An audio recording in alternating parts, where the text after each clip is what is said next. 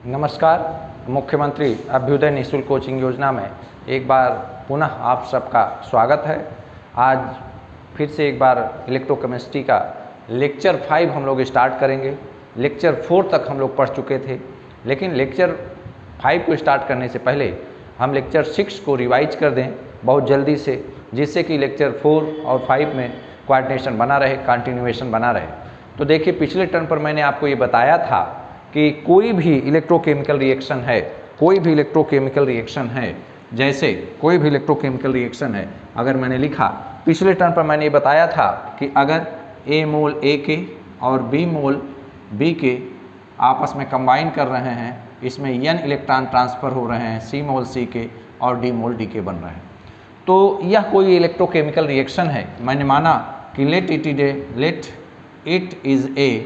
it is an electrochemical reaction। यह एक electrochemical reaction है। इसके लिए अगर मैं कहूँ कि आप ई सेल निकालिए, तो आपने बताया था कि sir E cell is equal to E naught cell minus 2.303 RT upon NF। कितने इलेक्ट्रॉन, N का मतलब नंबर ऑफ इलेक्ट्रॉन ट्रांसफर्ड, और यहाँ पर log concentration of product upon concentration of reactant.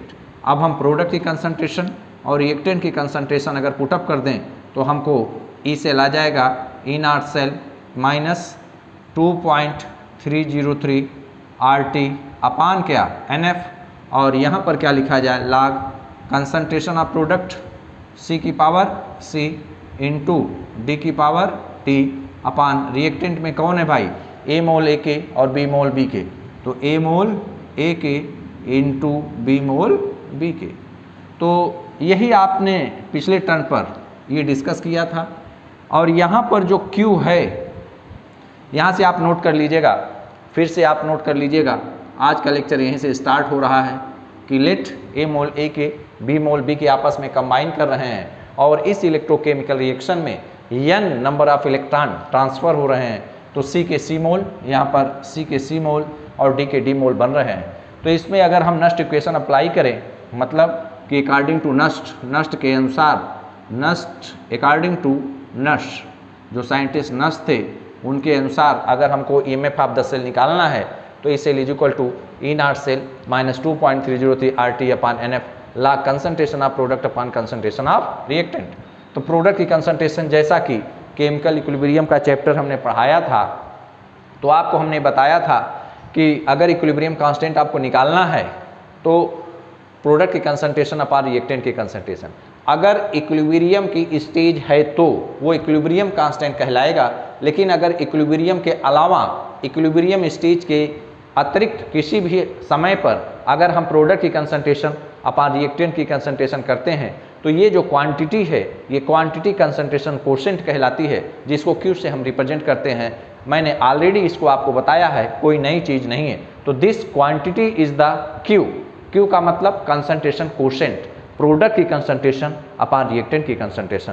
तो इसको हम लिख भी सकते हैं, E cell is equal to E naught cell minus 2.303 RT upon क्या NF, और फिर क्या लॉग Q, जहाँ पर Q क्या है, Q is equal to concentration of C की power C into concentration of D की पावर D इंटू A की पावर A इंटू B की पावर B, और यही कहलाता है concentration quotient, concentration quotient QUOTIENT। याद कर लीजिएगा, नोट कर लीजिएगा। तो हमारे पास E cell is equal to E naught cell 2.303 RT upon NF log Q। यह बहुत इम्पॉर्टेंट इक्वेशन है, नीट और जेई में कई बार यह प्रश्न पूछा गया है। क्योंकि अभी मैं आपको बताऊंगा आगे कि अगर इक्विलिब्रियम है तो ई सेल 0 होता है और Q की वैल्यू QC के बराबर होती है। आगे अभी डिस्कशन करेंगे, लेकिन उसके पहले हम लोगों ने ये पढ़ा कि नस्ट ने किसी भी इलेक्ट्रोडिक रिएक्शन जो कि रिडक्शन फॉर्म में होती है, उसके इलेक्ट्रोड पोटेंशियल को डिटरमाइन करने के लिए एक इक्वेशन दिया, जिसको नस्ट इक्वेशन कहा जाता है। तो हमेशा याद रखना है कि अगर किसी भी इलेक्ट्रोडिक रिएक्शन पर नस्ट इक्वेशन अप्लाई करना है तो that electrodic reaction must be in the reduction form. उसको रिडक्शन फॉर्म में आप बना लीजिए, और रिडक्शन फॉर्म में अगर दिया रहे तब तो कोई बात ही नहीं है। तो अब हेडिंग हम लोग देंगे कि एप्लीकेशन ऑफ 2-4 हम हाफ सेल आपको देंगे, 2-3 एग्जाम्पल आपको कराएंगे जिसमें कि आप नस्ट इक्वेशन को लिखें, नस्ट इक्वेशन को मेंशन करें, अभ्यास करें, जिससे कि ये कंफर्म हो जाए कि नस्ट इक्वेशन कैसे लिखा जाता है। क्योंकि ज़्यादा से ज़्यादा बच्चे नस्ट इक्वेशन को लिख ही नहीं पाते, इंटरप्रेट कर ही नहीं पाते, जिससे वो प्रॉब्लम गलत कर देते हैं, जब सवाल आता है तो गलत कर देते हैं। तो next heading application of Nernst equation. Next heading डालिए application of APPLICATION, application of Nernst equation, NERNST, application of Nernst equation, EQUATION, Nernst equation का एप्लीकेशन। और पहले नंबर पे फर्स्ट एप्लीकेशन है इसका हाइड्रोजन इलेक्ट्रोड। फर्स्ट नंबर पे hydrogen electrode. Hydrogen electrode याद है मेरे प्यारे विद्यार्थियों? जरा पीछे अपने दिमाग को ले चलिए कि हाइड्रोजन इलेक्ट्रोड कैसे रिप्रेजेंट किया जाता था। तो हाइड्रोजन इलेक्ट्रोड का रिप्रेजेंटेशन यही है, प्लेटिनम वायर के सहारे आपने हाइड्रोजन गैस को पास किया था ना, तो ऐसे लिखा था ना, H2 गैस चेंज हो रहा था H+ में ना, PT सॉलिड।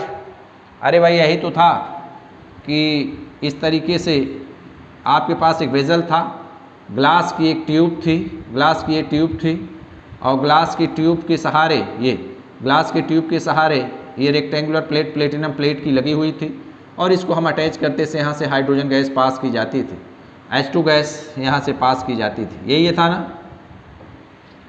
तो चलिए भाई बताइए कि यह हाइड्रोजन इलेक्ट्रोड का रिप्रेजेंटेशन है। सिंगल स्लैश लाइन से यह हाफ सेल का रिप्रेजेंटेशन है। तो इस इलेक्ट्रोड का इलेक्ट्रोड पोटेंशियल निकालना है नस्ट इक्वेशन के द्वारा। तो सबसे पहला काम है कि ये जो हाफ सेल में रिएक्शन हो रही है, जो इलेक्ट्रोडिक रिएक्शन हो रही है, उसको रिडक्शन के फॉर्म में लिखा जाए। तो इसको कैसे लिखा जाएगा? H प्लस एक इलेक्ट्रॉन, ये H प्लस एक इलेक्ट्रॉन क्या बनाएगा? Half H2। क्या बनाएगा? Half H2। तो देखिए रिडक्शन फॉर्म में है कि ऑक्सीडेशन फॉर्म में? ये रिडक्शन फॉर्म में है, REDUCTION, ये रिडक्शन फॉर्म है। अगर ये रिडक्शन फॉर्म है तो क्या इसका इलेक्ट्रोड पोटेंशियल नस्ट के द्वारा निकाला जा सकता है? यस सर, निकाला जा सकता है। कैसे? देखिए इलेक्ट्रोड पोटेंशियल किसका? इलेक्ट्रोड पोटेंशियल आप किसका निकाल रहे हैं? H प्लस किसके रिडक्शन फॉर्म में? H2 इज इक्वल टू बताइए E0 standard form H plus और क्या H2 माइनस 0.0591 अपान n का मतलब कितने इलेक्ट्रॉन ट्रांसफर हो रहे हैं? एक इलेक्ट्रॉन ट्रांसफर हो रहा है। और यहाँ पर क्या लिखा जाए? लॉग और प्रोडक्ट की कंसंट्रेशन अपान रिएक्टेंट की कंसंट्रेशन। अगर प्रोडक्ट और रिएक्टेंट में कोई गैसियस कॉन्स्टिट्यूएंट हो, गैसियस एलिमेंट हो, तो वहाँ पर हम उसका प्रेशर लिखते हैं। तो यहाँ पर क्या हो जाएगा? प्रेशर ऑफ H2 की पावर क्या? हाफ अपान क्या? कंसंट्रेशन ऑफ, यहाँ पर क्या? कंसंट्रेशन ऑफ H प्लस, ये लिखा जाएगा ना। तो हमने आपको बताया था कि प्योर सॉलिड के लिए, प्योर लिक्विड के लिए या गैसेज एट 1 एटमॉस्फेयर हो तो उनकी कंसंट्रेशन को क्या लिया जाता है? 1 लिया जाता है। अगर गैस है तो उसका प्रेशर 1 एटमॉस्फेयर लिया जाएगा। तो देखिए E मतलब इलेक्ट्रोड पोटेंशियल किसका? H2 is equal to E0 H plus और क्या H2 माइनस 0.0591 और यहाँ पर क्या लिखा जाए? लॉग, और इसकी वैल्यू 1 हो जाएगी ना, अभी आपने पुटअप किया। और यहाँ पर क्या? H प्लस, यहाँ पर क्या? H plus. तो ये बताइए ये क्या है? Standard electrode potential of hydrogen electrode. तो मैंने आपको बताया था standard electrode potential of hydrogen electrode, इसकी वैल्यू मैंने आपको बताया था जब मैंने रेफरेंस इलेक्ट्रोड पढ़ाया था। तो मैंने कहा था किसी भी रेफरेंस इलेक्ट्रोड 0, तो हाइड्रोजन इलेक्ट्रोड का electrode potential standard electrode potential 0 minus 0.0591। अब इस लाख को ऊपर ले जाएंगे तो ये वैल्यू क्या हो जाएगी? प्लस। तो यहाँ पर क्या हो गया? Log H plus. भाई देखिए इसको समझिए कि ये ऊपर गया तो ए प्लस कैसे हुआ। देखिए फार्मूला देखिए, अगर कहीं पर ये लिखा रहे log 1/x तो इसको हम लिख सकते हैं log x की पावर -1 और फार्मूला होता है log m की power n equal to n log m, तो ये हो जाएगा माइनस log x। फिर क्या log अगर कहीं 1/t है तो इसको क्या लिख सकते हैं log t inverse is equal to minus log t, ऐसे लिख सकते हैं। तो ये देखिए जब ये log यहाँ पर क्या है, हमारे वाले केस में क्या है 1/log h प्लस है ना, तो इसको हम ऊपर ले जाएंगे तो ये वैल्यू हो जाएगी log h प्लस की पावर क्या -1 और ये -1 फॉरवर्ड आएगा तो -log h प्लस यही आएगा ना।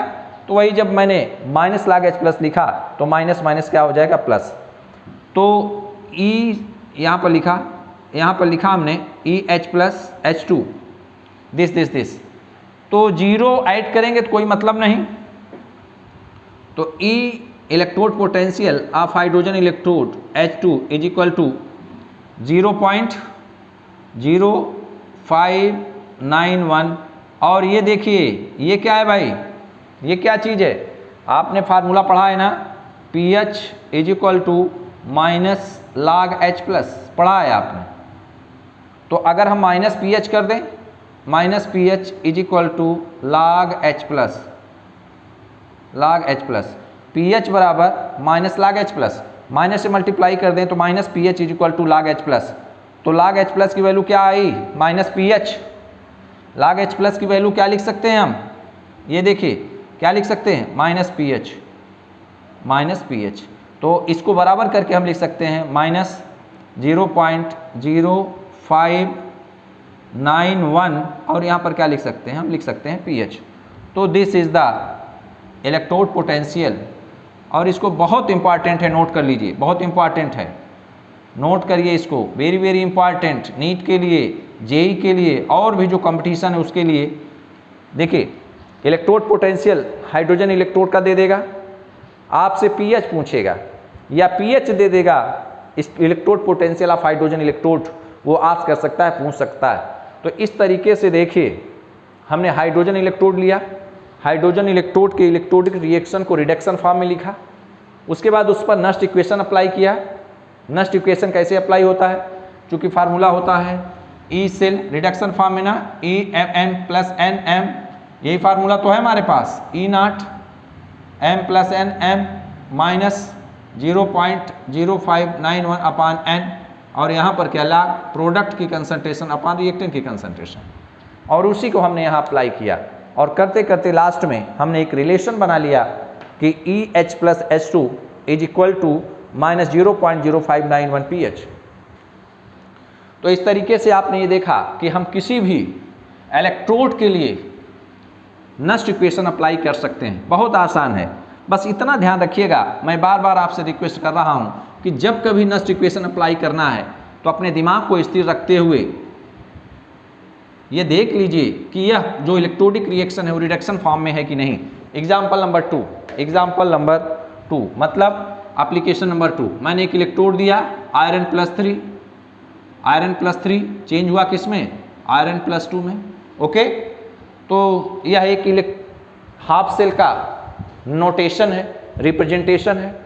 तो इसको रिडक्शन फॉर्म में लिखा जाए, तो रिडक्शन फॉर्म में लिखा हमने तो Fe+3 एक इलेक्ट्रॉन हमने दिया इसको, चूंकि देखिए Fe+3 किस में कन्वर्ट हो रहा है, Fe+2 में। ये कब संभव है, जब Fe+3 को एक इलेक्ट्रॉन दिया जाए तो ये क्या बनाएगा Fe+2।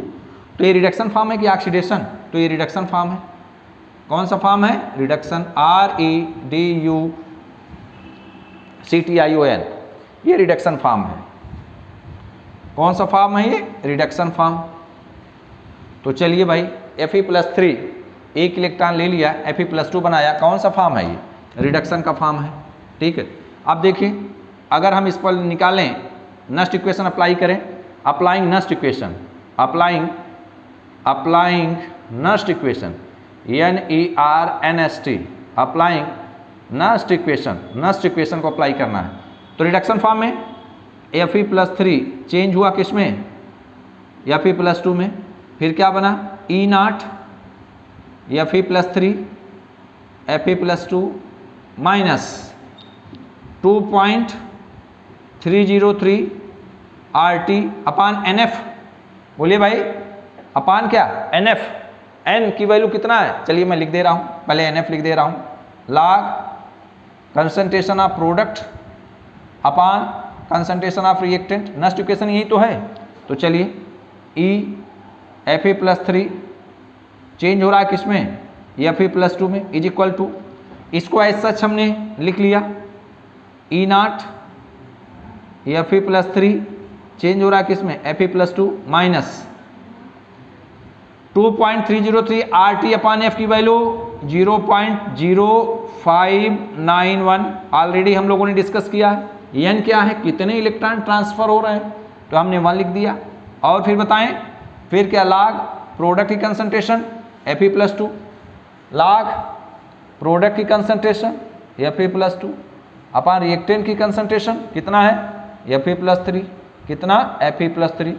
तो this is your final representation of the given half cell, जो दिया गया हाफ सेल है उसके लिए नेक्स्ट इक्वेशन का एप्लीकेशन अगर करेंगे तो ये फाइनल नेक्स्ट इक्वेशन आया। यहाँ पर देखिए स्टैंडर्ड वैल्यू आयरन इलेक्ट्रोड की दे दी जाएगी, आपसे इलेक्ट्रोड पोटेंशियल पूछा जाएगा और Fe+2 की कंसंट्रेशन Fe+3 की कंसंट्रेशन आपको दिया रहेगा। इस तरीके से कोई भी इलेक्ट्रोड हो उस इलेक्ट्रोड के लिए आप नेक्स्ट इक्वेशन अप्लाई कर सकते हैं। एक एग्जाम्पल और है, मैग्नीशियम का इलेक्ट्रोड अगर हम लें, मैग्नीशियम का इलेक्ट्रोड अगर हम लें, जैसे for example next application number 3 हमने माना कि Mg+2 चेंज हो रहा है Mg में, तो देखिए मैग्नीशियम +2 Mg+2 2 इलेक्ट्रॉन लेगा, रिडक्शन फॉर्म में लिखा जाए, रिडक्शन फॉर्म में तो क्या बना रहा है Mg बना रहा है ना, Mg सॉलिड फॉर्म में मैग्नीशियम। तो अगर हम नेक्स्ट इक्वेशन अप्लाई करें तो E Mg+2 और यहाँ पर क्या Mg is equal to E0 standard state में Mg+2 Mg minus 2.303 RT upon NF log concentration of product upon concentration of reactant. तो यहाँ पर हमने लिखा E Mg+2 Mg, तो E0 Mg+2 Mg minus 0.0591 upon n की वैल्यू कितनी यहाँ है 2, तो क्योंकि 2.303 RT अपान F ये जो वैल्यू है इसकी पहलू है 0.059/2 log कंसंट्रेशन ऑफ प्रोडक्ट का मतलब मैग्नीशियम सॉलिड स्टेट अपान यहाँ पर magnesium plus two this is. और मैंने आपको बताया है कि फॉर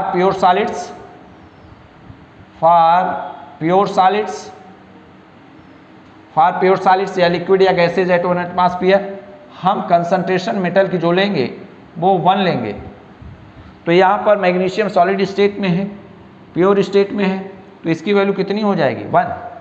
तो फाइनल जो रिप्रेजेंटेशन आएगा वो ये आएगा, electrode potential Mg+2 Mg is equal to E0 Mg+2 Mg minus 0.0591 upon क्या 2 और log 1 upon magnesium +2 Mg+2।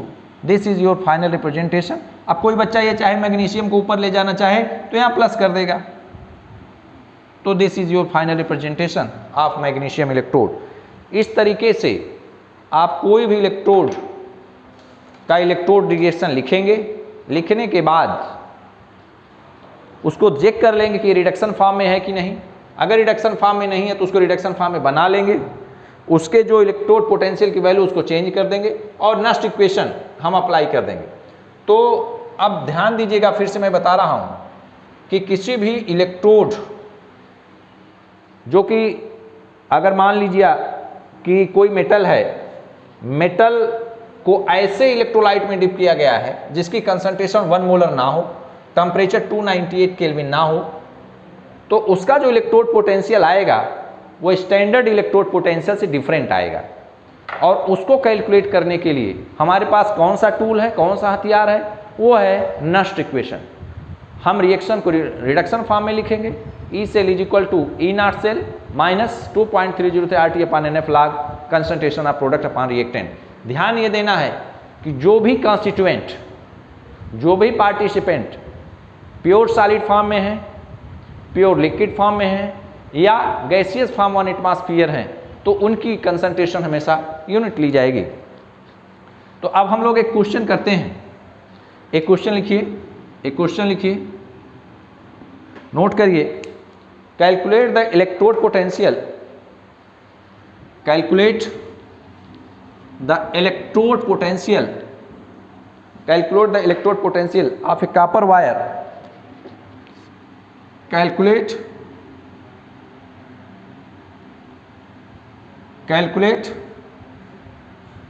the electrode potential, calculate the electrode potential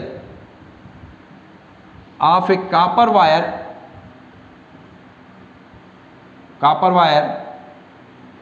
when it is dipped, when it is dipped in 0.1 molar copper sulfate solution,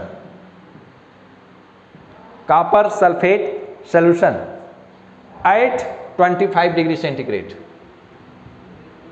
25 degree. The standard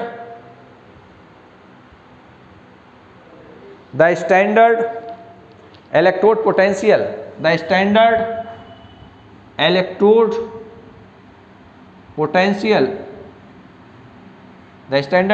potential of copper electrode is 0.34 volt, 0.34 volt। तो calculate the electrode potential of A copper wire, मतलब copper wire को dip किया गया है copper sulphate के ऐसे solution में जिसकी कंसंट्रेशन 0.1 मोलर हो। तो ध्यान दीजिए कि क्या जिस इलेक्ट्रोलाइट में कॉपर डिप है, कॉपर का वायर जिस कॉपर सल्फेट सॉल्यूशन में डिप है, क्या उसकी कंसंट्रेशन 1 मोलर है? उसकी कंसंट्रेशन 1 मोलर नहीं है। और temperature the standard electrode potential of copper electrode is, तो जो कॉपर इलेक्ट्रोड है उसका इलेक्ट्रोड पोटेंशियल स्टैंडर्ड वैल्यू 0.34 दे दिया है। तो आपसे पूछ रहा है कि आप इलेक्ट्रोड पोटेंशियल बताइए।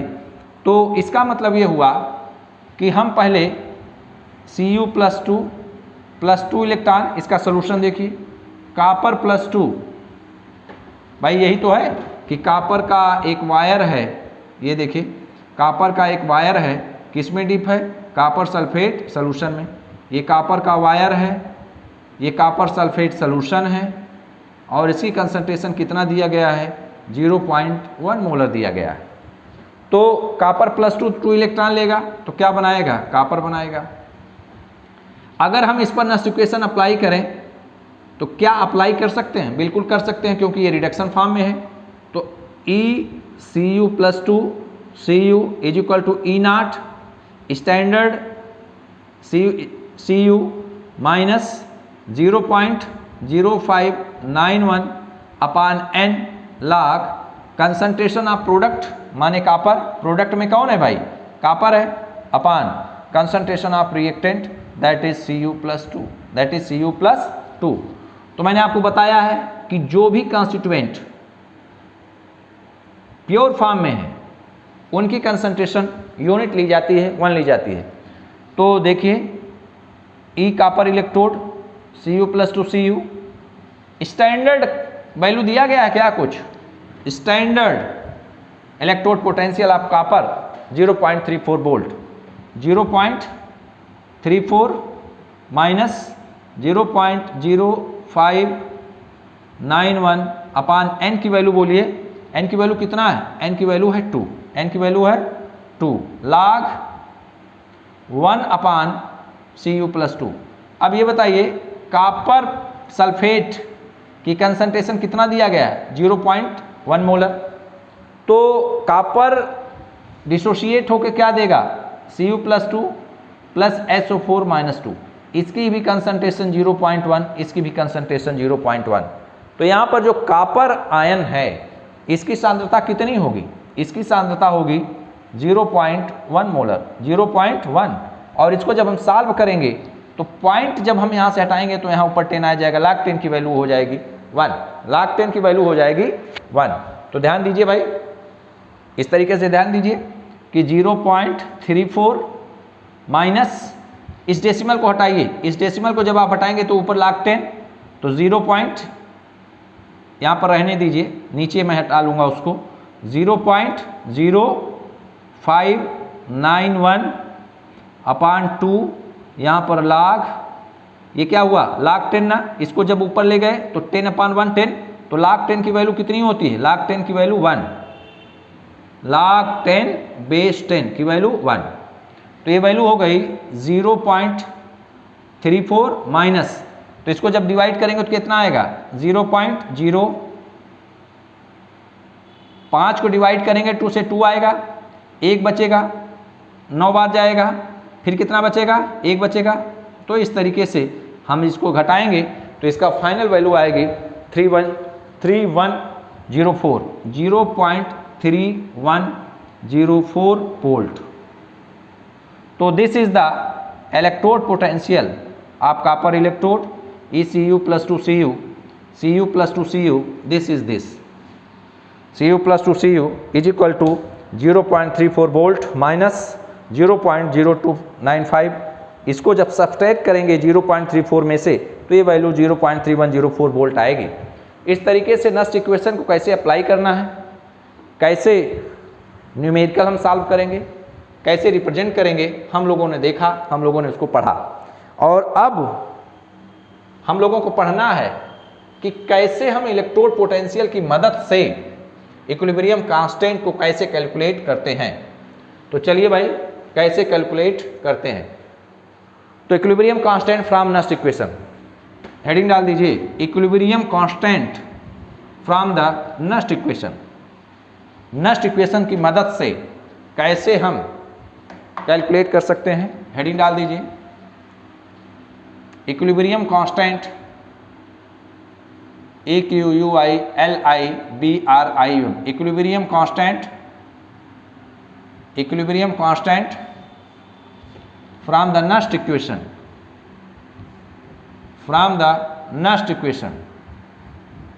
Equilibrium constant from the Nernst equation. Nernst equation की मदद से कैसे हम इक्विलिब्रियम कांस्टेंट को कैलकुलेट करेंगे, पहले इसको समझने का प्रयास करिए। तो देखिए भाई, इक्विलिब्रियम कांस्टेंट तभी निकाला जाता है जब कोई भी सिस्टम इक्विलिब्रियम पे हो। इक्विलिब्रियम का मतलब फॉरवर्ड रिएक्शन का रेट बैकवर्ड रिएक्शन रेट के बराबर हो, RF = RB। तो हम कहेंगे कि यह सिस्टम, यह रिएक्शन इक्विलिब्रियम है, फॉरवर्ड रिएक्शन का वेग बैकवर्ड रिएक्शन के वेग के बराबर हो। तो यहाँ पर कैसे फिनोमेना होता है, यहाँ पर कौन सी ऐसी घटना होती है जिससे हम कहेंगे कि इक्विलिब्रियम पे है reaction, this reaction is at equilibrium, this cell reaction is in the equilibrium position. तो पहले यही समझा जाए कि कैसे दो इलेक्ट्रोड एक दूसरे के इक्विलिब्रियम में होते हैं, जो कि बच्चा अप्लाई तो कर देता है और निकाल लेता है E0 cell is equal to 0.0591 upon n log K माने इक्विलिब्रियम कांस्टेंट या Kc। लेकिन कैसे इक्विलिब्रियम पे टीचर भी यही बताते हैं कि मान लिया कि इक्विलिब्रियम में है, लेकिन कोई दो हाफ सेल जिनको साल्ट ब्रिज के माध्यम से कनेक्ट किया गया, एक्सटर्नल सर्किट से कनेक्ट किया गया, तो कैसे वो दोनों सेल, कैसे दोनों हाफ सेल एक दूसरे के इक्विलिब्रियम में आते हैं, पहले इसको समझने का प्रयास करिए। इसको समझाने के लिए मैं लेट अस कंसीडर एक गैल्वेनिक सेल, डैनियल सेल, जिसको हम एग्जाम्पल है, let us consider Daniell cell, DANIELL, let us consider Daniell cell. Daniell cell को हम कंसीडर कर रहे हैं, पहले उसके माध्यम से हम समझाने का प्रयास करेंगे। देखिए भाई, ये कोई जिंक की राड है, जिंक सल्फेट सोल्यूशन में डिप है। ये जिंक की राड किस में डिप है? जिंक की राड जिंक सल्फेट सोल्यूशन में डिप है। जिंक की राड जिंक सल्फेट में डिप है। कॉपर की राड किस में डिप है? कॉपर सल्फेट में। कॉपर की राड कॉपर सल्फेट में डिप है। ये हमने कॉपर लिया, किस में डिप है? Copper sulphate. ये कॉपर सल्फेट CuSO4 सोल्यूशन। और जिंक की राड को जिंक सल्फेट में, कॉपर की राड को कॉपर सल्फेट में। और इन दोनों को किससे अटैच किया गया? इससे किससे अटैच किया गया? ये इससे अटैच किया गया, ये दिस ना। तो इसके बाद इसको ऐसे किया गया, ये ऐसे किया गया। ठीक, ये हम लोग बना चुके हैं। ये जिंक इलेक्ट्रोड है, जिंक इलेक्ट्रोड, और ये कॉपर इलेक्ट्रोड। ऑलरेडी हम लोगों ने डिस्कशन किया है भाई। यहां पर ये एनोड होगा, ये कैथोड होगा, इस पर ऑक्सीडेशन होगा, इस पर रिडक्शन होगा, इस पे लॉस ऑफ इलेक्ट्रॉन होगा और वहां गेन ऑफ इलेक्ट्रॉन होगा। यहां पे loss of electron, loss of electron, यहां पे गेन ऑफ इलेक्ट्रॉन। हम लोगों ने ऑलरेडी इसको डिस्कस किया है। तो समझिए, ये जो यू ट्यूब लगी हुई है, that is the salt bridge. क्या नाम है इसका? Salt bridge. ऑलरेडी हम लोगों ने डिस्कस किया साल्ट ब्रिज का क्या काम है, साल्ट ब्रिज का फंक्शन क्या है। इसमें इनर्ट इलेक्ट्रोलाइट फिलअप रहता है। तो देखिए भाई, इसमें दो बातें हैं। एक तो इलेक्ट्रॉन जो कि जिंक इलेक्ट्रोड एनोड का काम करेगा, ऑक्सीडेशन लॉस ऑफ इलेक्ट्रॉन, मतलब कि जिंक सोल्यूशन में इन्वॉल्व होगा Zn+2 के फॉर्म में और 2 इलेक्ट्रॉन देगा। जिंक Zn+2 देगा, जिंक देगा Zn+2 प्लस 2 इलेक्ट्रॉन, यही देगा ना। तो ये जो 2 इलेक्ट्रॉन हैं, वो इलेक्ट्रॉन कहाँ रहेंगे?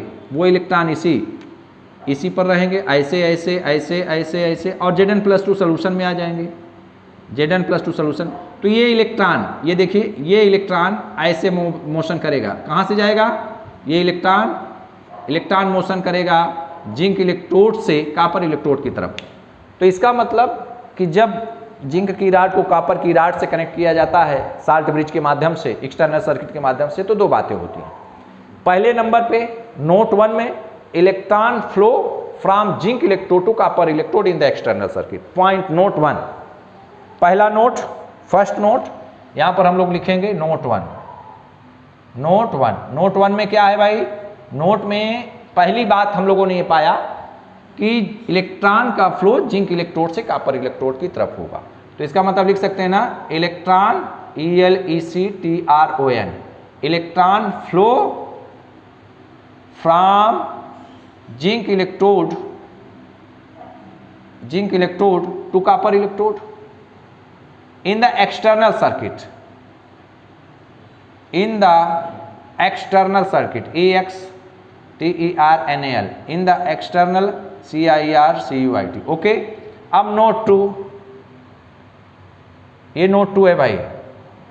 नोट 2 में 3 बातें हैं। इंटरनल सर्किट, ये तो एक्सटर्नल सर्किट की बात थी। नोट 2 में in the internal circuit, in the internal circuit, INTERNAL, in the internal circuit. तो देखिए भाई, इसमें 3 बातें हैं। पहली बात क्या है, समझने का प्रयास करिए। पहली बात यह है कि जिंक राड, जिंक का, जिंक सल्फेट का जो सोल्यूशन है उसमें आता है in the form of Zn+2 ion. Zinc from the zinc rod, zinc from zinc rod passes into the solution in the Zn+2 ion, मतलब जिंक Zn+2 के form में सोल्यूशन में आता है। फिर उसके बाद दूसरे नंबर पे क्या होता है, दूसरी घटना क्या होती है? ये कॉपर सल्फेट टूट के क्या देगा? ये कॉपर सल्फेट टूट के देगा Cu+2 और SO4-2। तो ये जो कॉपर आयन यहाँ है, यहाँ जो कॉपर आयन हैं, जो Cu+2, ये इसके ऊपर डिपॉजिट होंगे ना, ये इसके ऊपर डिपॉजिट होंगे ना, ये डिपॉजिट होंगे, ये डिपॉजिट होंगे, ये डिपॉजिट होंगे, ये सब डिपॉजिट होंगे। ओके, तो पहली घटना ये कि जिंक की राड जिंक सल्फेट सॉल्यूशन में इन्वॉल्व होगा इन the form of Zn+2 ion. दूसरी बात यह है कि कॉपर +2 आयन जो कॉपर सल्फेट सॉल्यूशन में हैं, वो यही जो इलेक्ट्रॉन आ रहे हैं, इसी इलेक्ट्रॉन को गेन करके Cu+2 2 इलेक्ट्रॉन लिया, क्या बनाया, कॉपर बनाया।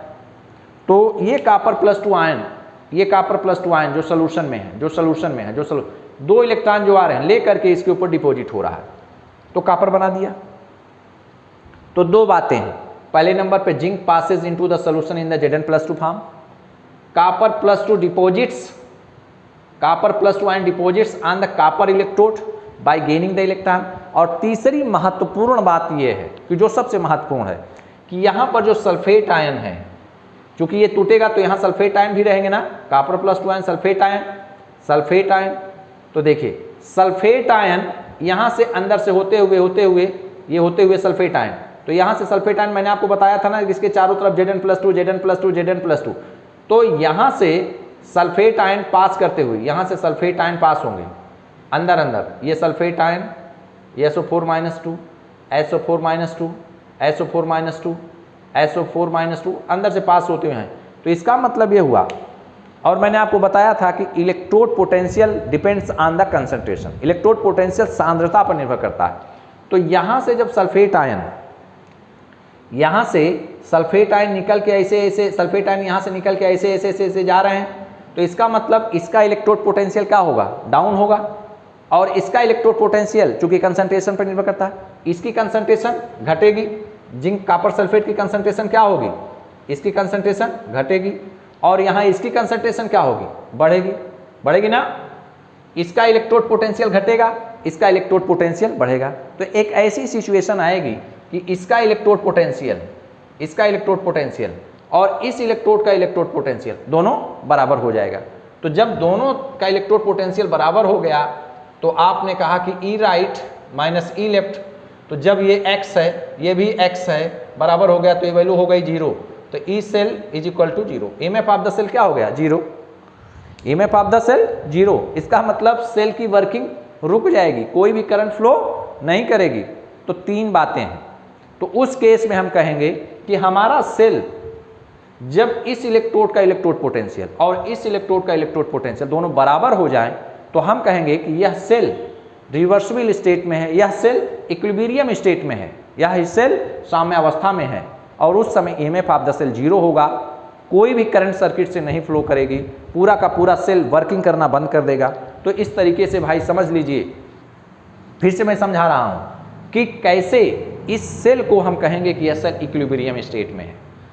तो यह आपके सामने डेनियल सेल बना हुआ है। डेनियल सेल, ये डेनियल सेल है, मैं इसको यहाँ पर इरेज कर देता हूँ जिससे आपको दिखे कि इलेक्ट्रॉन का फ्लो कैसे हो रहा है। ये देखिए इलेक्ट्रॉन का फ्लो इस तरीके से हो रहा है, इलेक्ट्रॉन जिंक इलेक्ट्रोड से कॉपर इलेक्ट्रोड की तरफ। और इसमें 3 बातें हैं। एक्सटर्नल सर्किट में तो केवल एक बात है कि जिंक से कॉपर की तरफ इलेक्ट्रॉन का फ्लो हो रहा है, जिंक से कॉपर की तरफ इलेक्ट्रॉन का फ्लो हो रहा है। और इंटरनल सर्किट में 3 बातें हैं। पहले नंबर पे zinc from the zinc rod passes into the solution as Zn+2 ion. यहाँ पर copper +2 ion from the copper sulphate solution deposits on the copper rod, 2 बातें। और sulphate ion from the copper sulphate solution passes into the zinc sulfate solution so that the concentration of copper sulfate decreases and concentration of zinc sulfate increases। और हम जानते हैं कि concentration पर electrode potential निर्भर करता है। तो इसका जब कंसंट्रेशन घट रहा है तो इसका इलेक्ट्रोड पोटेंशियल घटेगा, इसका इलेक्ट्रोड पोटेंशियल बढ़ेगा। तो एक ऐसी स्थिति आएगी कि इसका इलेक्ट्रोड पोटेंशियल घटेगा और इसका इलेक्ट्रोड पोटेंशियल बढ़ेगा। जैसे आपको याद हो तो बैकवर्ड, ये फॉरवर्ड रिएक्शन, ये backward reaction, forward reaction rate घट रहा था, बैकवर्ड रिएक्शन रेट बढ़ रहा था। यही स्टेज, ये स्टेज आकर के आपने कहा था कि सर यही स्टेज इक्विलिब्रियम की है। तो इसका मतलब कि ये फॉरवर्ड का मतलब ये ऑक्सीडेशन हाफ रिएक्शन, ये अभी मैं बनवाऊंगा ऑक्सीडेशन हाफ रिएक्शन, ये रिडक्शन हाफ रिएक्शन। तो दोनों स्टेज यही इक्विलिब्रियम पॉइंट। तो इंटरनल सर्किट में तीन बातें, पहले नंबर पे zinc passes, zinc rod, zinc passes from the zinc rod, from the zinc rod to zinc passes from the zinc rod to zinc sulphate solution, zinc sulphate solution as Zn+2 ion, as Zn+2 ion. Second number पे मैंने क्या बताया भाई कि copper+2 from copper sulphate solution deposits on the copper electrode, Cu+2 ion, Cu+2 ions from copper sulphate, Cu+2 ions from copper sulphate deposits on copper electrode, second number पे हो गया। और थर्ड नंबर पर जो महत्वपूर्ण है कि SO4- ion passes from copper sulfate to zinc sulfate through the salt bridge, sulfate ions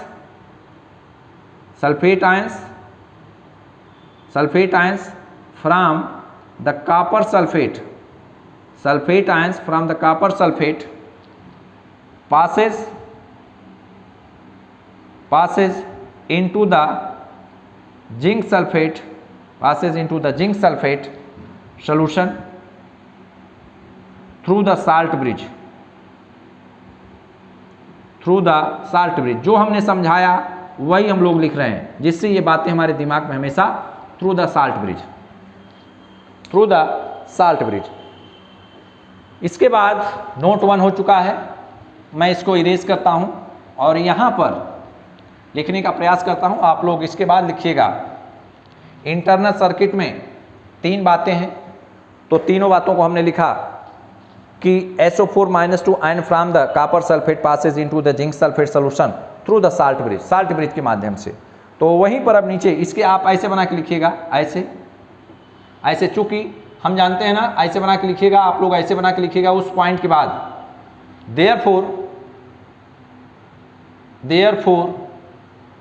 therefore electrode potential, therefore concentration of, ऐसे लिखिए, पहले ये बात लिख दीजिए कि कॉपर सल्फेट का कंसंट्रेशन घटेगा, therefore concentration of copper sulfate decreases, और and concentration of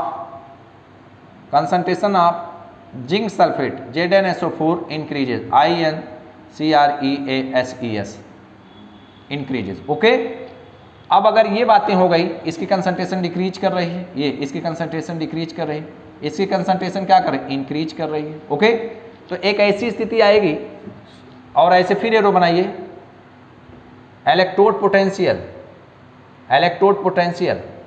of copper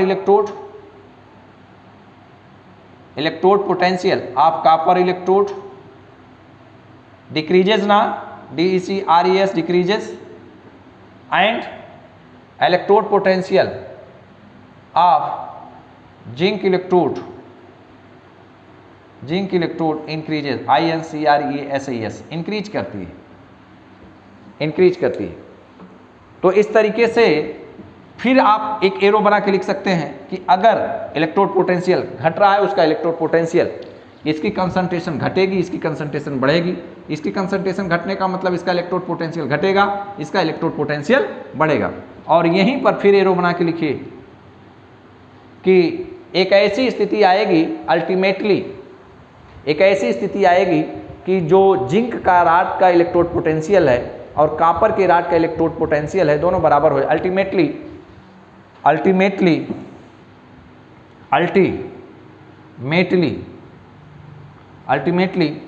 a stage comes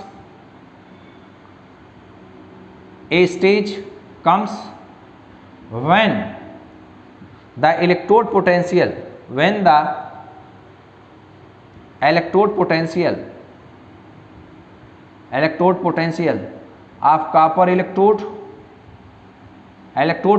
of copper electrode and zinc electrode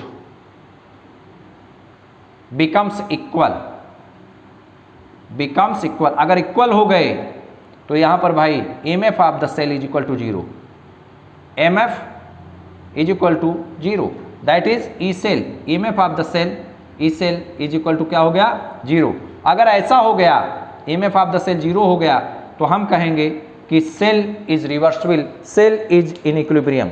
इलेक्ट्रोडिक reactions, तो रिएक्शंस यहाँ पर लिख सकते हैं, रिएक्शंस अगर ऐसा हुआ तो क्या मैं यहां लिख सकता हूं क्या, अगर ऐसा हुआ तो सेल विल स्टॉप वर्किंग। आप लोग ऐसे बना के लिखिएगा, ऐसे बना के लिखिएगा, cell will stop working, cell काम करना बंद कर देगा, cell will stop working, WORKING। और ऐसी स्थिति में हम कहेंगे कि जो इलेक्ट्रोडिक रिएक्शंस हैं, जो सेल रिएक्शंस हैं, are in equilibrium position. Cell reaction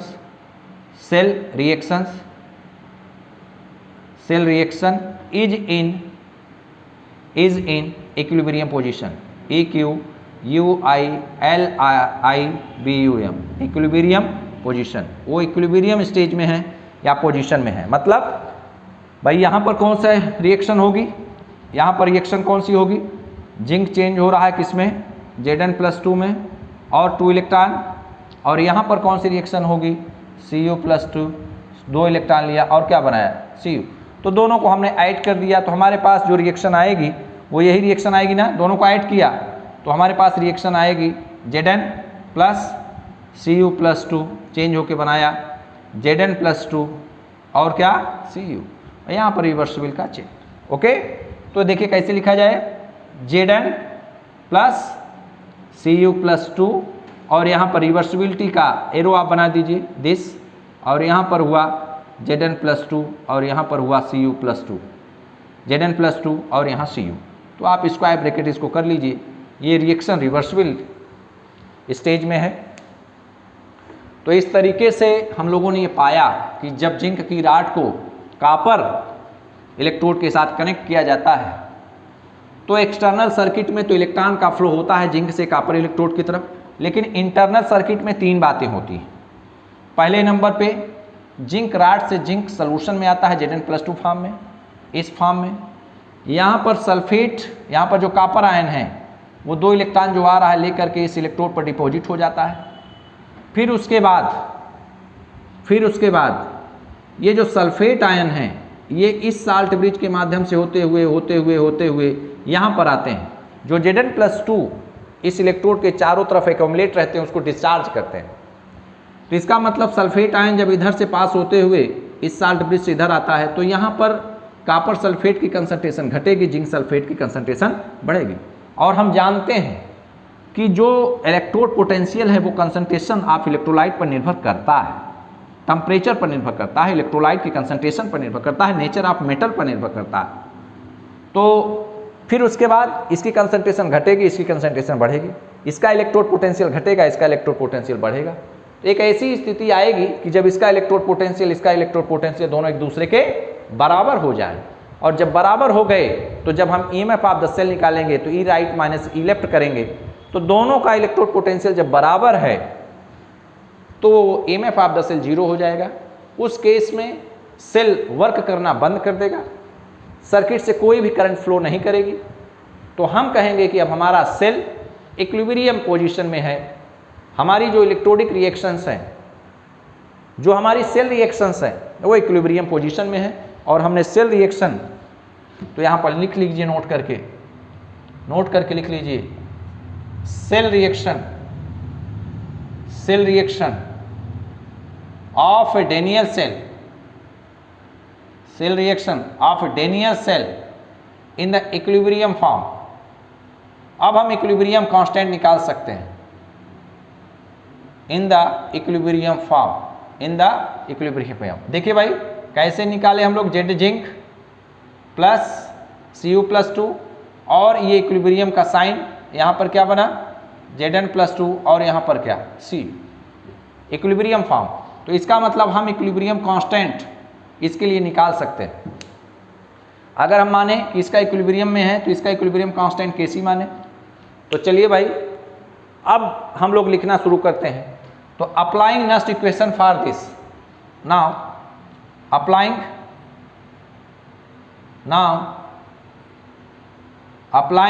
next equation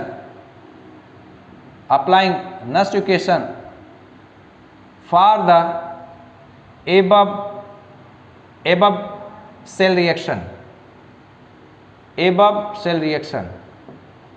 cell reaction, equilibrium constant निकालना है हम लोगों को। तो देखिए भाई ध्यान दीजिए, यहाँ पर एक ग्राफ छूट रहा है, उस ग्राफ को बना लीजिए जो एक ग्राफ था। तो यहाँ पर जिंक की राड, कॉपर की राड, यहाँ पर अगर आपके पास जगह हो तो इस ग्राफ को जो मैंने बताया कि इलेक्ट्रोड पोटेंशियल घट रहा है, इलेक्ट्रोड पोटेंशियल बढ़ रहा है, तो यहीं पर आप बना लीजिए। वहाँ पर ये चीज़ नहीं हम लोगों ने बनाया था, इसको यहाँ बना लीजिए। ऐसे ग्राफ बनाइए, यहाँ पे ग्राफ बनाइए। और जैसे हम लोग इक्विलिब्रियम का चैप्टर जब पढ़े थे तो यहाँ पर देखिए ये ऑक्सीडेशन, इसका इलेक्ट्रोड पोटेंशियल क्या होगा, बढ़ेगा, इसका इलेक्ट्रोड पोटेंशियल घटेगा। तो ये देखिए बढ़ रहा है और ये क्या हो रहा है, घट रहा है। तो घटने वाला कौन है, बोलिए भाई, ये इलेक्ट्रोड पोटेंशियल क्या हो रहा है, घट रहा है। ये रिडक्शन इलेक्ट्रोड, ये इलेक्ट्रोड पोटेंशियल क्या हो रहा है, बढ़ रहा है। तो यहाँ पर जो जिंक का इलेक्ट्रोड पोटेंशियल है वो बढ़ेगा, इसकी कंसंट्रेशन, और ये रिडक्शन वाला क्या होगा, घटेगा। तो ये यहाँ पर रिडक्शन होता है इस इलेक्ट्रोड पर, इस इलेक्ट्रोड पर ऑक्सीडेशन होता है। तो हम लिख सकते हैं रिडक्शन, इसका इलेक्ट्रोड पोटेंशियल घटेगा ना भाई, इसकी कंसंट्रेशन घटेगी तो इसका इलेक्ट्रोड पोटेंशियल क्या होगा, घटेगा, और इसका इलेक्ट्रोड पोटेंशियल क्या होगा, बढ़ेगा। तो यहाँ पर लिख सकते हैं रिडक्शन इलेक्ट्रोड पोटेंशियल, और ये क्या है, ऑक्सीडेशन इलेक्ट्रोड पोटेंशियल।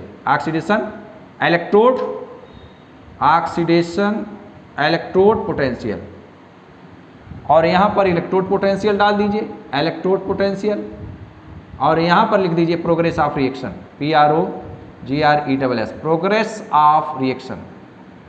तो इस टाइप से अगर कभी आपके सामने आए, यही इक्विलिब्रियम पॉइंट है, this is the equilibrium point, ये पॉइंट यहाँ पर लिख लीजिए, equilibrium point POINT, reduction electrode potential, ये ऑक्सीडेशन इलेक्ट्रोड पोटेंशियल, और यहाँ पर ये इलेक्ट्रोड पोटेंशियल है रिडक्शन के फॉर्म में, ये रिडक्शन के फॉर्म में है। इलेक्ट्रोड पोटेंशियल किस फॉर्म में भाई, रिडक्शन के फॉर्म में, REDUCTION, रिडक्शन के फॉर्म में। तो इस तरीके से हम लोगों ने देखा कि कॉपर इलेक्ट्रोड का इलेक्ट्रोड पोटेंशियल घटेगा, जिंक इलेक्ट्रोड का बढ़ेगा। तो यहाँ पर ये कौन सा इलेक्ट्रोड है, इसका घट रहा है ना, ये देखिए घट रहा है, तो ये कॉपर इलेक्ट्रोड है, ये कॉपर इलेक्ट्रोड, और ये क्या है, जिंक इलेक्ट्रोड। देखिए ये ग्राफ आपके एग्जाम के पॉइंट ऑफ व्यू से बहुत इंपॉर्टेंट है, नीट और जेई के लिए बहुत इंपॉर्टेंट है भाई ये ग्राफ। तो इसको आप लोग मेंशन कर लीजिए, जो हमने बताया था अभी उसको ढंग से नोट कर लीजिए। तो इस तरीके से हमने पाया कि कोई भी जो सेल रिएक्शन है उसको इक्विलिब्रियम तब कहेंगे जब MF ऑफ द सेल 0 हो, मतलब कि जो रिडक्शन इलेक्ट्रोड पोटेंशियल हो, ऑक्सीडेशन इलेक्ट्रोड पोटेंशियल जिस स्टेज पर बराबर हो जाएं, that stage is known as the equilibrium stage. वो इक्विलिब्रियम स्टेज साम्य अवस्था स्टेज कहलाती है, that stage is known as the equilibrium stage, वह स्टेज साम्य अवस्था स्टेज कहलाती है।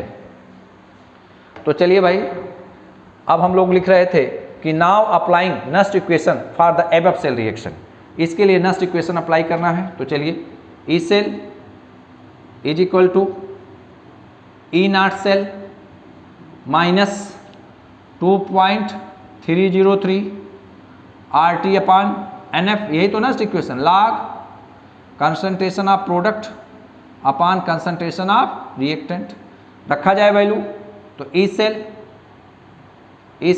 Is equal to E0 cell minus 2.303 RT upon क्या, RT upon NF, log product की कंसंट्रेशन, ये प्रोडक्ट है, तो प्रोडक्ट की कंसंट्रेशन में Zn+2 इंटू क्या, कॉपर अपान रिएक्टेंट में कौन है, जिंक और Cu+2, यहाँ पर क्या जिंक और यहाँ पर क्या है Cu+2 दिस।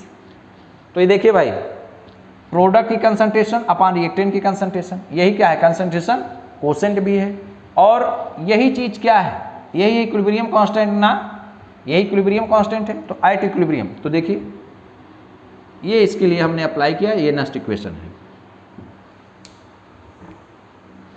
एट इक्विलिब्रियम साम्यावस्था पर क्या होगा, एट इक्विलिब्रियम जब साम्यावस्था होगा तो एमएफ ऑफ द सेल क्या होगा उस समय एट इक्विलिब्रियम, इसी के आगे नोट करिए, एट इक्विलिब्रियम साम्यावस्था पर, एट EQUILIBRIOM। तो ये बताइए यह क्या है, कंसंट्रेशन कोएफिशिएंट है ना, तो ई सेल हम लिख सकते हैं यहाँ पर, E cell is equal to E0 cell minus 2.303 RT upon NF, और यहाँ पर क्या है log Q कर दें, जहाँ पर Q क्या है, Q is equal to concentration of Zn+2 into concentration of Cu upon concentration of Zn into concentration of Cu+2, और इसी का नाम है कंसंट्रेशन कोशेंट, इसी का नाम है कंसंट्रेशन कोशेंट, ऑलरेडी मैंने आपको पढ़ाया है। तो एट इक्विलिब्रियम साम्यावस्था पर बताइए भाई, साम्यावस्था पर EMF of the cell zero होता है कि E0 जीरो होता है, तो याद रखिएगा ई सेल जीरो होता है, कई बार एग्जाम में आया है, EMF of the cell is equal to zero, and ये जो Q है यही क्या हो जाएगा KC के बराबर हो जाएगा। ये बहुत इंपॉर्टेंट पॉइंट है भाई, वेरी वेरी इंपॉर्टेंट, जितना मैं इसको इंपॉर्टेंट कहूँ उतना कम है। क्यों, कई बार पूछा गया है, लड़के को कन्फ्यूजन देखिए कि at equilibrium E cell zero होता है कि ईएमएफ ऑफ द सेल, तो मैंने स्टैंडर्ड के नाम नहीं मैंने लिया, मैंने स्टैंडर्ड का नाम नहीं लिया, मैंने EMF of the cell E cell zero होता है। तो यहाँ याद इसको नोट करके लिखिए, नीट करके लिखिए कि जेई और नीट का बहुत इंपॉर्टेंट प्रश्न है, very very important, most important है ये। कौन, यही जो बॉक्स बना हुआ है कि इक्विलिब्रियम पर ई सेल जीरो होता है, Q और KC के बराबर होता है। तो इसको हम इक्वेशन नंबर 1 मान लें, इसको इक्वेशन नंबर 1। तो देन फ्रॉम इक्वेशन 1, देन यहां पर ध्यान रखिए कि E cell E0 cell is not equal to zero. मेरे प्यारे विद्यार्थियों ध्यान रखना, यही बच्चा गलती करता है, ई सेल जीरो होता है कि E0 सेल, तो ई सेल जीरो होता है। Then from equation 1, then from equation 1 E cell, इसको जीरो कर दिया जाए, is equal to E0 cell minus 2.303 RT upon क्या NF, log Q की जगह क्या KC, ये हो गया ना। इसको लेफ्ट साइड में ट्रांसफर कर दें तो E0 cell is equal to, ये माइनस में हुआ, फिर माइनस 2.303 RT अपान NF, और यहाँ पर क्या है log, और यहाँ पर क्या KC, इस माइनस से माइनस क्या हुआ cancel, E0 cell is equal to 2.303 RT upon NF log KC equilibrium constant. तो इसको इक्वेशन नंबर आप 2 मान लीजिए, स्क्वायर ब्रैकेट करिए, this is equation number 2, this is equation number 2। तो देखिए भाई, E0 cell is equal to 2.303 RT upon NF log KC, जहां पर KC क्या है, KC is the equilibrium constant, where KC is equal to, यहां पर लिख लीजिए, where KC is equal to equilibrium constant, where KC is equal to equilibrium constant, जहां पर KC क्या है, साम्य स्थिरांक, जो हमारे हिंदी माध्यम के बच्चे जुड़े हुए हमसे, वो साम्य स्थिरांक है। तो इस तरीके से एक इक्वेशन ये इंपॉर्टेंट है, वेरी वेरी इंपॉर्टेंट, कई बार ये पूछा गया नीट में, नीट का बहुत इंपॉर्टेंट प्रश्न भाई आपके सामने चल रहा है। E0 cell is equal to what is the relation, 4 option, E0 cell is equal to, यहाँ पर नॉट नहीं रहेगा, एक ऑप्शन ऐसा बनाएगा जिसमें नॉट नहीं रहेगा, तो आपको नॉट वाला चेक करना है। E0 cell is equal to 2.303 RT upon NF log KC, और देखिए कैसे इसको मॉडिफाई करता है, कैसे इसको ट्विस्ट करता है। जिससे कि आप फंसें। भाई एग्जाम का तो यही काम है कि ट्विस्ट करना। तो देखिए ई नॉट सेल इक्वेशन नंबर 2 से, फ्रॉम इक्वेशन नंबर 2, तो इक्वेशन नंबर 2 को मैं फिर से लिख रहा हूँ, E naught cell is equal to 2.303 RT upon NF और log Kc, यही है ना। तो ये वैल्यू बताएं 2.303 RT अपान F को हम क्या लिख सकते हैं। यहाँ n क्या है भाई, n number of electron transfer ना, number of electron transferred, number of electron transfer TRANSFE double transferred. तो हम लिख सकते हैं E naught cell is equal to 0.0591 upon n log Kc। एक इक्वेशन ये भी बना लीजिए और इसको लिख लीजिए इक्वेशन नंबर 3, इक्वेशन नंबर 3। और अब हम नोट डालिए कि नोट गिब्स फ्री एनर्जी को हम इन्वॉल्व करना चाहते हैं। Since we know that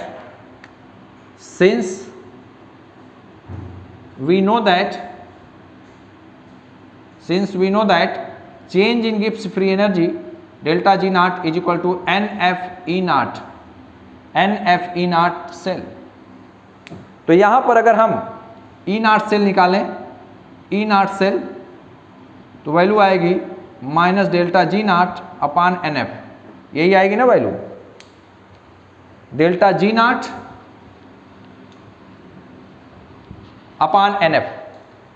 now from, अब देखिए इक्वेशन नंबर 2 को ध्यान से देखिए और इसको मान लीजिए इक्वेशन नंबर 4, इसको equation number 4। Now from 2 and 4, now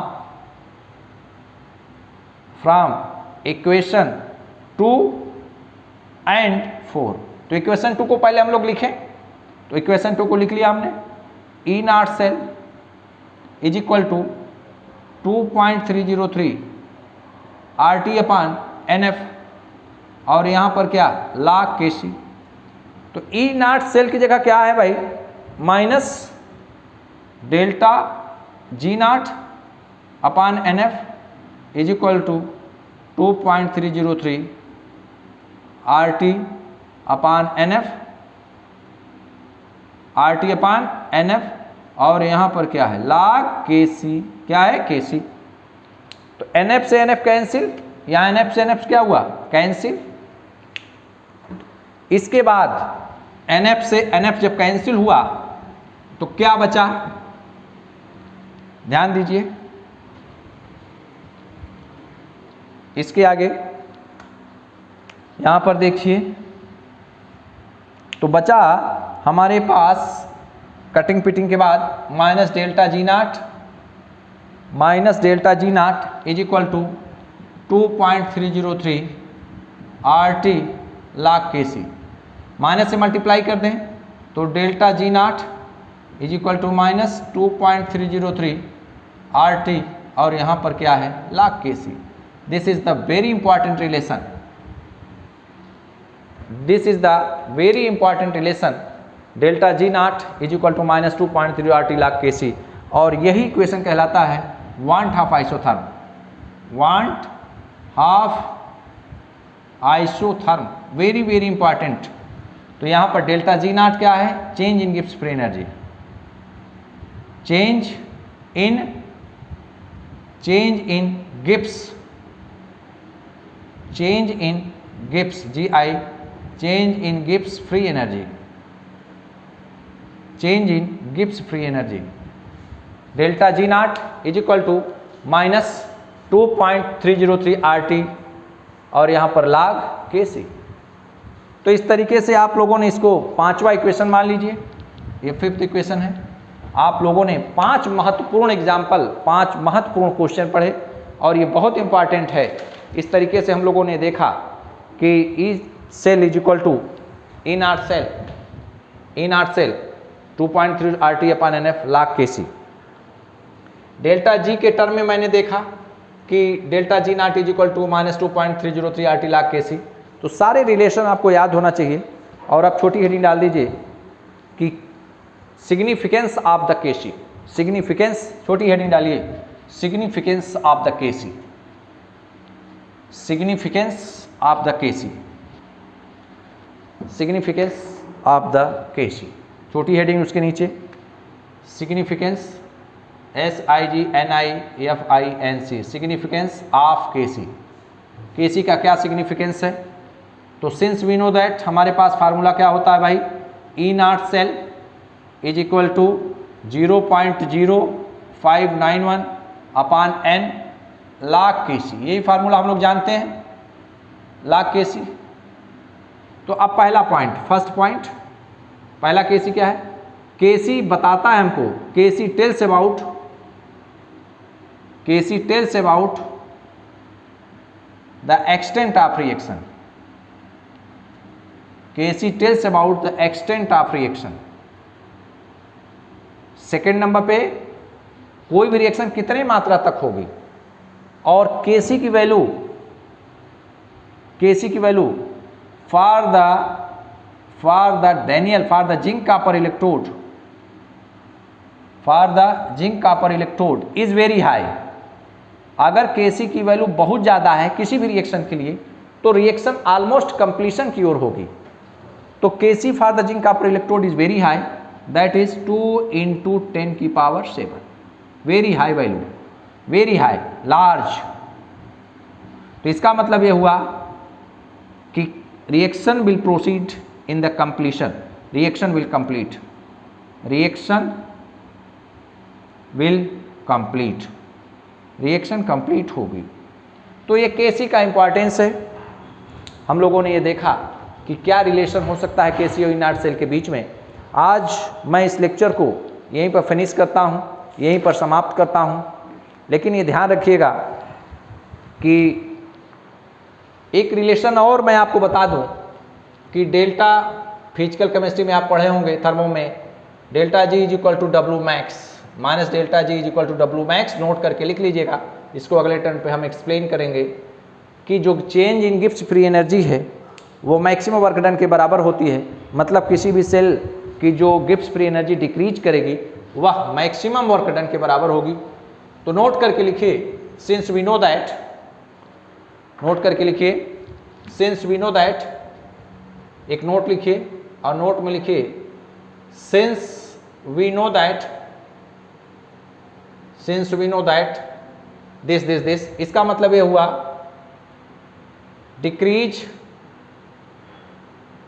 in Gibbs free energy, decrease in Gibbs free energy gives the maximum work, gives the maximum work, वो मैक्सिमम वर्क देता है।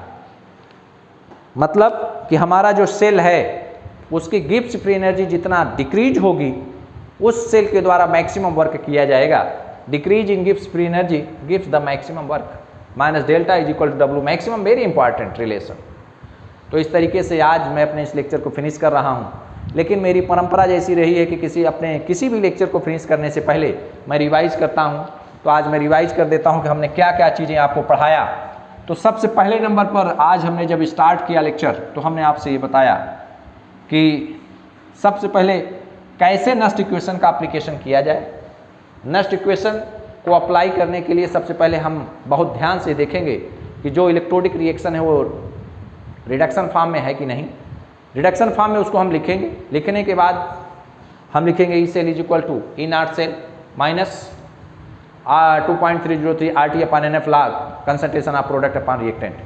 फिर मैंने कई इलेक्ट्रोड लिए, हाइड्रोजन इलेक्ट्रोड, फिर आयरन का इलेक्ट्रोड, फिर मैग्नीशियम का इलेक्ट्रोड, बारी बारी से। पहले मैंने हाइड्रोजन का इलेक्ट्रोड लिया था, हाइड्रोजन का इलेक्ट्रोड। तो हाइड्रोजन का इलेक्ट्रोड मैंने कैसे लिखा था, PT सॉलिड और यहाँ पर H2 गैस H+ में चेंज हो रहा है। इसको रिडक्शन फॉर्म में मैंने लिखा था, H+ किस में चेंज हुआ, H2 में। इसके लिए जब हमने ई सेल निकाला तो हमने ई नॉट सेल वो तो 0 हो जाता है और E cell is equal to आया 0.-0591 और यहाँ पर pH, ये रिलेशन था। फिर उसी तरीके से आयरन +3 वाला हमने लिया, आयरन +3 को 1 इलेक्ट्रॉन हमने दिया तो आयरन +2 बना। फिर हमने मैग्नीशियम का लिया और फिर एक आपको बहुत इंपॉर्टेंट चीज़ बताया कि किसी भी सेल को कैसे कहा जाता है कि ये सेल इक्विलिब्रियम पोजीशन में है। तो मैंने आपको समझाने का प्रयास किया कि अगर हम 2 इलेक्ट्रोड लें एक जिंक इलेक्ट्रोड, एक कॉपर इलेक्ट्रोड, जिंक को जिंक सल्फेट में, कॉपर को कॉपर सल्फेट में, इसको साल्ट ब्रिज के माध्यम से हम अटैच करें और इसको एक्सटर्नल सर्किट से अटैच करें, तो हम पाते हैं कि कॉपर सल्फेट की कंसंट्रेशन डिक्रीज करती है, इसकी कंसंट्रेशन इंक्रीज करती है। एक्सटर्नल सर्किट में इलेक्ट्रॉन का ट्रांसफर जिंक से कॉपर की तरफ होता है। इंटरनल सर्किट में 3 बातें होती हैं। पहले नंबर पे जिंक Zn+2 आयन के फॉर्म में सोल्यूशन में आता है, कॉपर +2 डिपॉजिट होता है और सल्फेट आयन ऐसे साल्ट ब्रिज के माध्यम से होते हुए जिंक की तरफ जाते हैं। इसका मतलब इसकी कंसंट्रेशन घटेगी, इसकी कंसंट्रेशन बढ़ेगी। हमने आपको ये बताया कि कंसंट्रेशन इलेक्ट्रोड का संबंध होता है, तो जब इसका कंसंट्रेशन घटेगी तो इलेक्ट्रोड पोटेंशियल घटेगा, इसका इलेक्ट्रोड पोटेंशियल बढ़ेगा। एक ऐसी स्थिति आएगी कि जब दोनों का इलेक्ट्रोड पोटेंशियल बराबर हो जाएगा, उस समय EMF हम निकालते हैं, चूंकि E right minus E left, तो राइट और लेफ्ट का इलेक्ट्रोड पोटेंशियल बराबर हो गया तो वैल्यू 0 हो गई। सेल काम करना बंद कर देगा, सेल की वर्किंग खत्म हो जाएगी, कोई भी करंट फ्लो नहीं करेगी।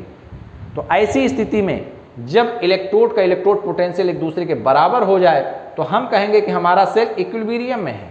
किस पोजीशन में है? इक्विलिब्रियम में। और इसीलिए जब हम रिएक्शन लिखते हैं Cu+2 तो यहाँ पर ऐसे एक चिन्ह लगा देते हैं इक्विलिब्रियम का। और जब इक्विलिब्रियम में कोई रिएक्शन है तो हम इक्विलिब्रियम कांस्टेंट बहुत आसानी से निकाल सकते हैं, जिसको हम Kc कहते हैं। और हमने बताया कि हमारे पास E cell is equal to E0 cell minus 2.303 RT/NF और यहाँ पर log concentration of product upon reactant.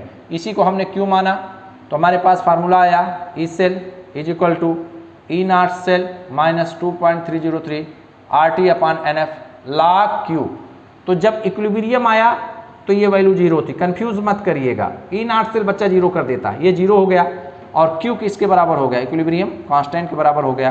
तो हमारे पास जो फार्मूला आ गया वो आया E0 cell is equal to 2.303/NF RT/NF log क्या? Kc।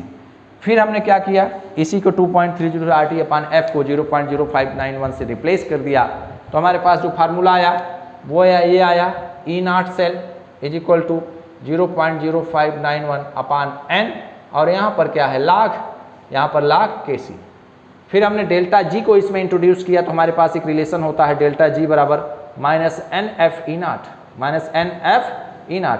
इसको इंट्रोड्यूस कर दिया इसमें E0 की वैल्यू, तो हमारे पास जो वैल्यू आई delta G0 is equal to -2.303 RT और यहाँ पर क्या है? log Kc। This is this. इस तरीके से हमने ये बताया कि Kc की वैल्यू जितना ज़्यादा होगी, रिएक्शन कंप्लीशन की ओर उतनी ज़्यादा होगा, फास्ट होगी, प्रोडक्ट उतना ही ज़्यादा तेज़ी से बनेगा। और हमारे जिंक कॉपर इलेक्ट्रोड के लिए Kc की वैल्यू बहुत ज़्यादा होती है, बहुत ज़्यादा होती है, 2 × 10⁻⁷ होती है। इसका मतलब कि इलेक्ट्रोडिक रिएक्शन ऑलमोस्ट कंप्लीशन की ओर होती हैं। तो इस तरीके से आज मैं अपने लेक्चर को फिनिश करता हूं, लेकिन जाने से पहले आपसे अनुरोध करता हूं कि आप इन चीज़ों को लिख लिख के पढ़िएगा। बिना लिख के पढ़ने से कुछ समझ में नहीं आता, क्योंकि श्रमम बिना न किमपि साध्यम, श्रम के बिना कुछ भी साध्य नहीं है। इन्हीं शब्दों के साथ अलविदा, नमस्कार।